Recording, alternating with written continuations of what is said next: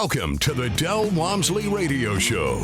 Listen and grow as Del questions the status quo, encourages you to think differently, and empowers you to make a better life. Get ready as Del challenges core beliefs, seeks the truth, and reveals the roadmap to the lifestyle you really want.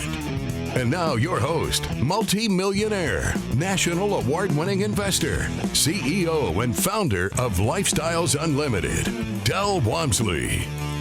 Welcome to the Del Walmsley Radio Show, where the hype ends and the help begins. I'm your host, Del Walmsley, and as always, we're working on your financial freedom.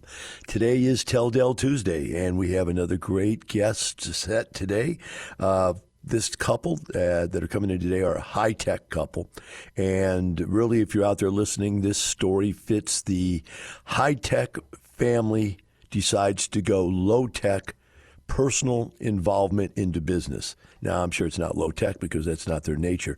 But the bottom line is they went from working in very, very high-paid corporate exec-type jobs in the tech industry to getting out there and getting involved in real estate and building their own real estate business. So we're very happy to have back again Rajeev and Tamar out of Austin, Texas. Guys, welcome to the show.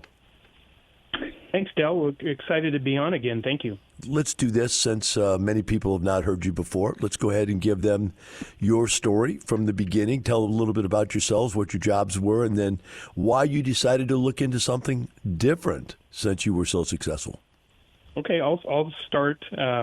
My background is all, as you had mentioned, in high tech. I've been in high tech for about 30 years, engineering by training through college, and then worked at a number of semiconductor, software, and system companies, mostly in the area of product management.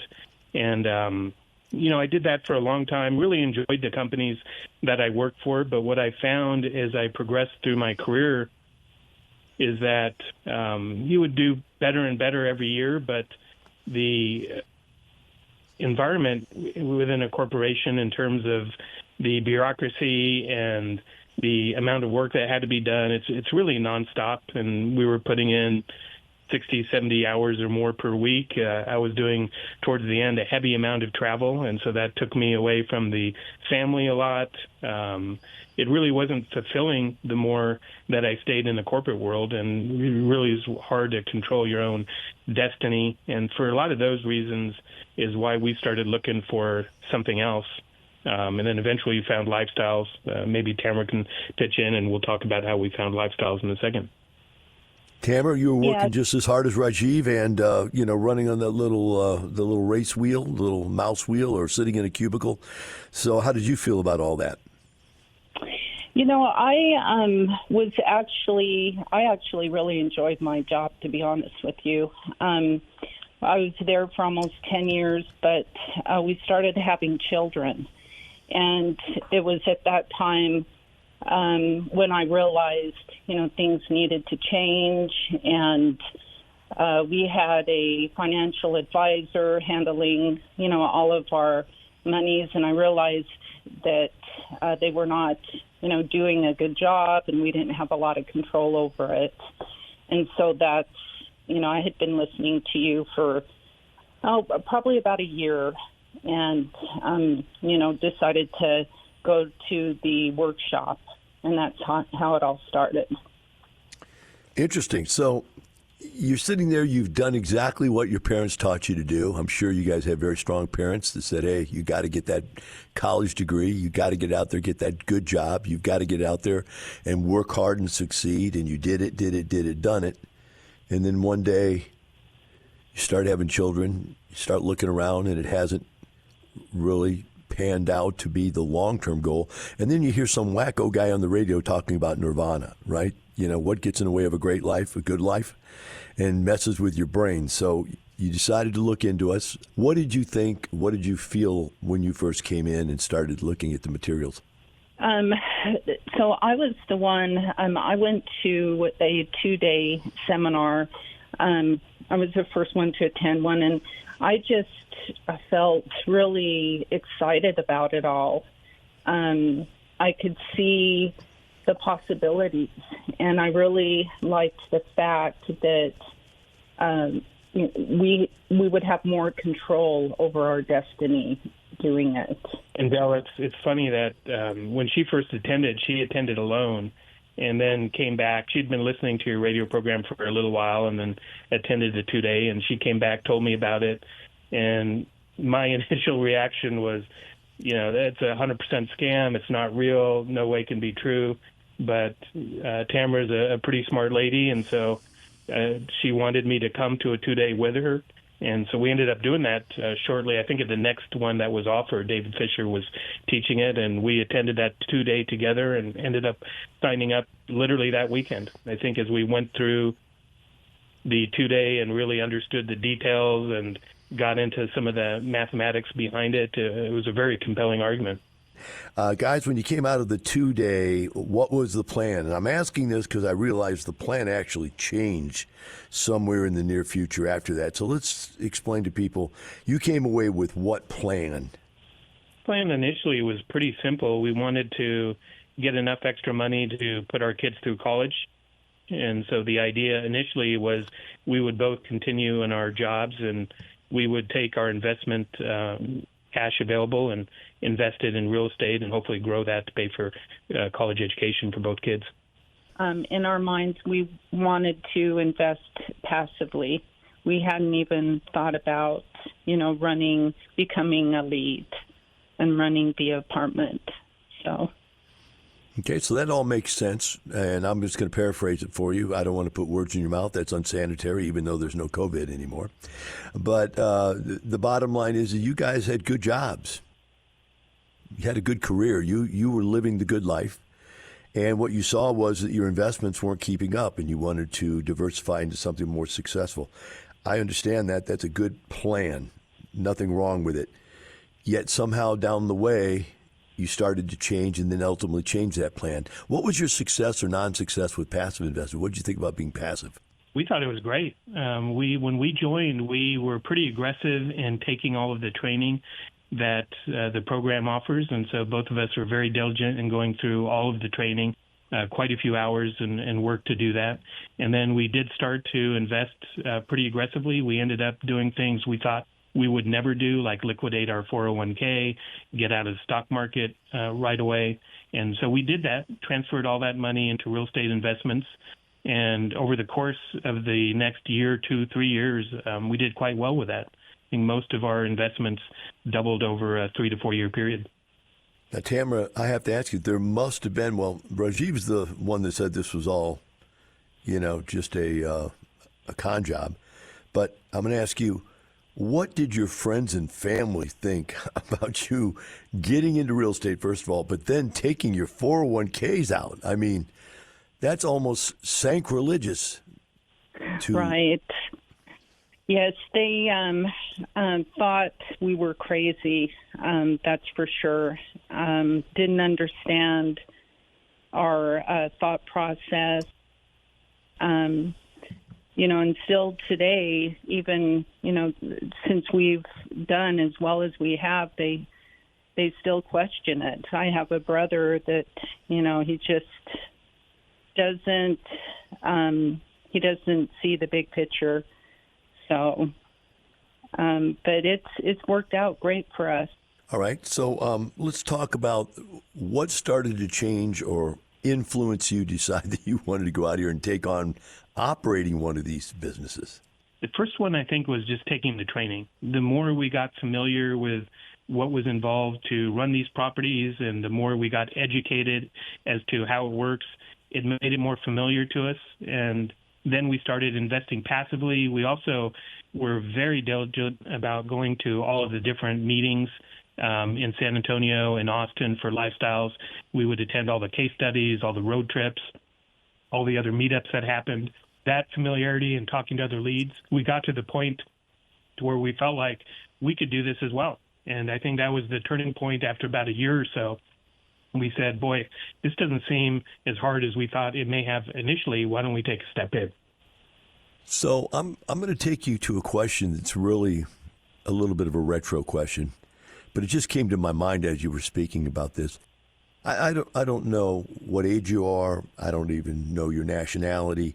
But I would guess that because you've worked so hard in the high-tech industry, you came up in a family and or a group of individuals, friends and family, surrounded core people, that didn't really talk about their money or their successes openly?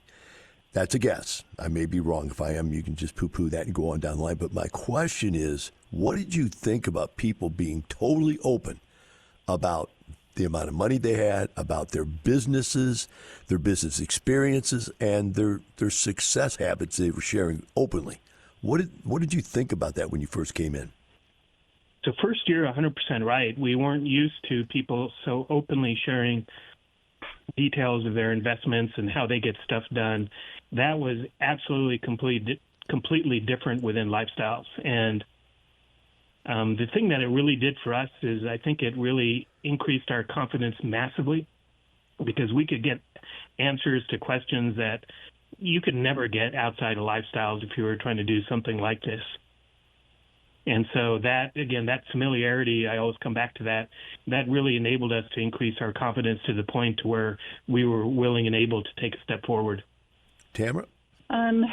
It just gave me the confidence that we were, doing the right thing. I mean, it was just so transparent, everyone. And just everything that Lifestyles has in place it's meant to support everyone and not create, a culture where we're competing against each other. We're all supporting each other and wanting us all to succeed. And, I really appreciated it. Well, I'm going to bring you guys back up to where we're at in the story, and that was you decided that you wanted to do a multifamily deal yourself as a lead. You've built up a little confidence. I heard that in your conversation already. But besides having a little bit of confidence, what made you want to change your approach, your plan? For me, a lot of it was, I wanted to be able to spend more time with the family. I wanted to have more control over our finances. We had been investing through a financial planner.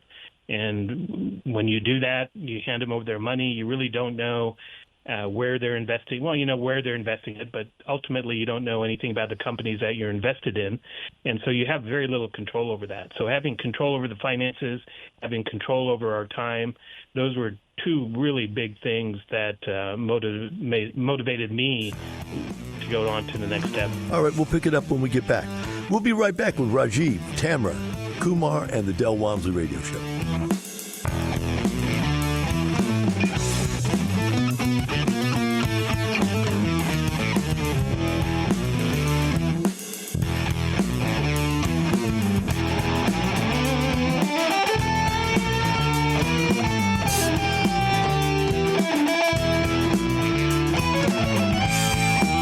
Teaching you with a roadmap to creating the lifestyle you really want. Keep listening. The Del Walmsley Radio Show returns in moments. Start your real estate immersion with the free workshop live online at lifestylesunlimitedworkshop.com. Remember this, motivated sellers are found, but deals are made. A reminder from Del Walmsley, CEO of Lifestyles Unlimited. Learn how to find those motivated sellers and get the deals done. Join our free online workshop and learn how to retire in 5 years or less at lifestylesunlimitedworkshop.com. lifestylesunlimitedworkshop.com. You're hearing the Del Walmsley Radio Show. Want more life-changing knowledge? Access our podcast and listen on demand at lifestylesunlimited.com under the radio tab. Now your host, Del Walmsley. Welcome back to the Del Walmsley Radio Show. With me here today on Tell Del Tuesday is Rajeev and Tamar Kumar out of Austin, Texas. Currently, the tally of investments that they've listed here is over 2,700 units and 3 apartment complexes that they manage themselves personally. The sizes of those properties are 37 units, 30 units, and 69 units, respectively. So let's talk about this decision to go in as a lead investor. Rajeev, was that you wanting to get out of work? Did you take the lead on this, or was both of you involved? How did that work? Yeah, I would say that I probably took more of a lead in terms of wanting to do it. The way we executed it is Tamara left her job first when we bought our first property, and she really was doing it full-time, and I was assisting part-time as I could. So she was more boots on the ground. We wanted to really get our own personal experience and hands dirty with the first one so we could really learn from a foundational level how these things worked.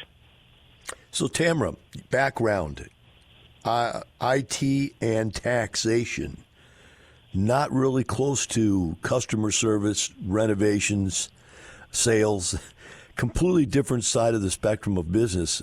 Did you feel like a fish out of water, or did you have it under control? Oh, a little bit. You know, the first few days were, a little shock, but it definitely, I felt comfortable quick. And I do have a background in customer service. I've basically been in customer service since I was like 15. So, building good relationships with folks, the residents and vendors, it comes very easy for me. So, but it was a good run. We sold our first property last October or the end of September.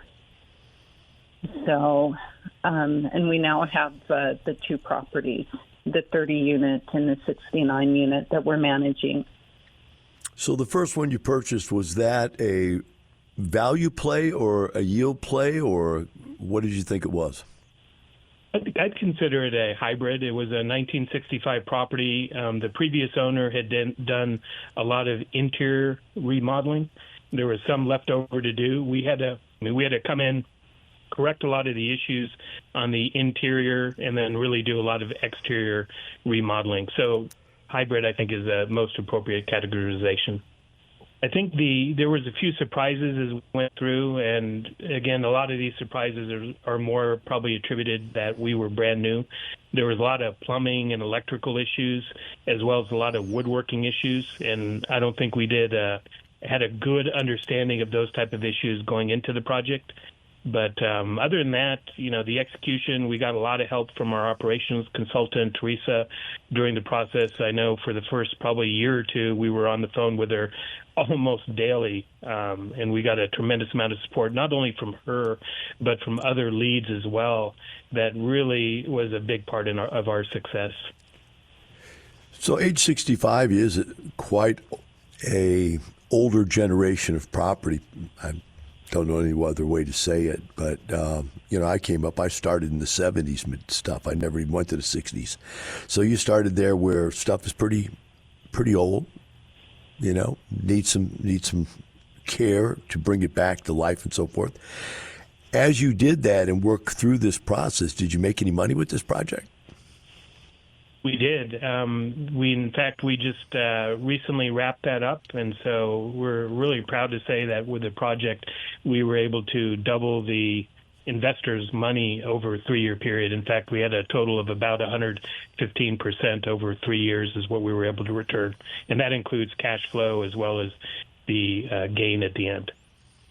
Now, I know that if you were like me, you probably went back and wrote a letter to your financial planner, sent him over all the information, kind of laid it out for him and put it back in his face, right? It's funny when we made the decision, and I can still remember it, when we made the decision to pull our money out, it was kind of a little bit difficult. The financial planner didn't want us to pull that out, and we had to have several meetings with him and kind of explain to him what we were doing. Is a little bit of a weird situation given that it is our money. But we kind of had to convince him a little bit of what we're doing. He remained skeptical. He wanted to keep part of the money and say, hey, just go start slowly. But we wanted to jump off the cliff and go all in right away. But it was a pretty funny experience dealing with him on that. It's got to be strange to have people tell you can't get your own money. It feels like you're a little kid, right? No, Okay. Billy. Come on, Rajeev. You don't really want to do that, right? Tamara, talk some sense into him. Come on. I can see it now. Conversations they'd have with you. So you did the first one. You got out there. You ran into all the, I've never seen this before conditions. You got through them. Spent a lot of time with Teresa, the consultant, on, management and operations consultant. So we did that. At what point did you feel comfortable to do your second project, and what triggered that? The second was kind of interesting. This was a property where the operations of the property was not going very well. They had been struggling really since the onset. The property was owned by that owner for about 5 years. It was a deal where we knew the KP on the deal. He actually pulled us in as a management company and asked us to come in and run the deal as a management company. We ended up doing that, and there was an opportunity then when the ownership group decided to sell. We stepped in and made an offer. Boy, that's strange. They weren't offended that you were going to buy them out? They weren't. I think the group at the time, they were actually looking to get out of the deal. The deal hadn't been cash flowing, and it wasn't really doing very well financially, and so the investors were looking to get out. Now, I didn't ask you this directly, but I inferred it from what you've said that you had investors also, that this was a syndication deal for each of these? Yes, that's correct. All of our deals have been syndications. Let's talk about that for a second. There's a strange concept. Not only are you trying to get your money back from the financial planner, now you're out there asking people to give you their money. Boy, what a turnaround. How did you feel about all that? For me, we always treat receiving money from investors very, very highly. It's something that we take very seriously. In terms of the process, in terms of getting the money, it's somewhat, it's not foreign, I would say, to me, just from the corporate world in terms of being able to raise money there. I've been in similar situations. So I think the process wasn't new. What was new really within the Lifestyles model is it being so personable, which is, to me, great. We get in a situation where we know our investors, we have a relationship with them, and that's how these deals are done. And that is a big difference that we had to go through. Tell us what you thought about raising capital. Yeah, in terms of the actual raise, it was really super simple. Lifestyles has such a good process in place to not only adhere to things like SEC regulations to make sure we're following all government regulations, but they also have a great process to introduce investors to leads like ourselves, give both sides an opportunity to get to know each other so that they can feel comfortable in investing with us. We can feel comfortable with them as a passive investor. And the diversity we got was really across the board. I don't think at all people gravitated towards us that were only coming from one area, whether it's high tech or whatever else. We had an extremely diverse set of investors on all of our deals. Excellent. That's what I was wondering, because you come out of an industry and people are comfortable, and I find when they come to case studies, the first time they're looking for people like themselves, and that's why I bring this up on the radio show even here as I interview you. Hey, these people fit this mold. If you're coming from this mold, I'm pointing that out for that group of people. Now, when I get somebody else different on next week, I'm looking for a completely different set of people to have a different set of people to follow them. That, I think, is important to understand about Lifestyle. This is quite a mix of people. Would you agree? I fully agree. And, Del, I think we followed the same path that you outlined as passive investors ourselves. When we first started, we were probably looking a little bit more for people like ourselves. But as we got more sophisticated, more mature in the investments, we're now very comfortable in investing with across a diverse set of leads ourselves. So I'm going to ask you a question. I know you guys are very private people, but I've got to ask this question, or I would be remiss as an interviewer. I know you probably don't want to give up real numbers, although some people do. Let's have an idea of what you've done with your net worth since you've started investing in real estate. I mean, is it 1x, 2x, 3x, 4x, or do you want to give us some kind of rough numbers? This is not relevant. No one's going to hold you to it, but I'm just kind of curious for people listening. What have you done with your net worth? Because you invest both.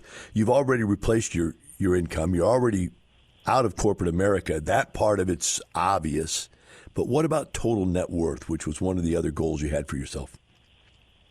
So I'd say our total net worth right now has increased probably about 40% since we first started in general. Okay. But, when you look at the actual investments we've made, and it's easiest to kind of measure the ones that we invested with and then owned for maybe 3-4 years and then sold. For those investments that we've been going full cycle on, those have doubled in value in about 3 or 4 years. Well, all that tells me is you didn't invest enough money. Absolutely.